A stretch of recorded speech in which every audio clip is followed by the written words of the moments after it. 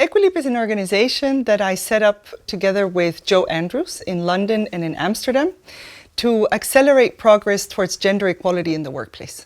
So we think that in the past years, maybe even in the past 50 years, there's been a lot of progress towards gender equality, but we're not there yet. And there is a pay gap in every country around the world.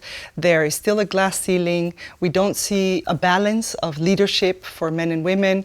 But also we don't see things like paternity leave for fathers. And not every company gives maternity leave for mothers. So what we wanted was to create an organization that would speed up that progress. And that's why we're called Equileap, because we're trying to take an equality leap.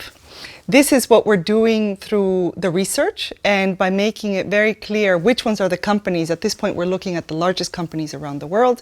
Which ones are the companies with the most gender equality?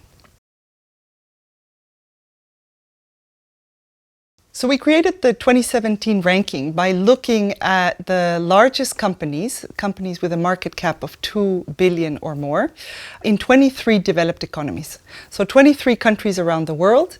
We ended up with a database of about 3,000 companies.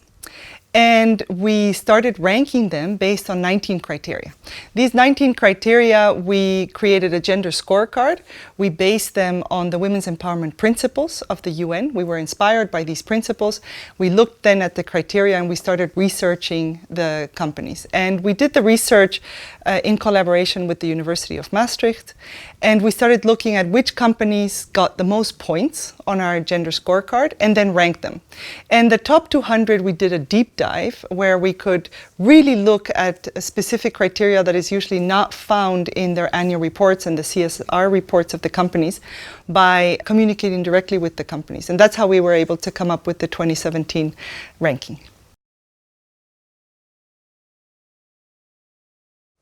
L'Oréal was able to reach the ranking because what we see is that they're doing quite well or better than other companies at different levels of the gender scorecard.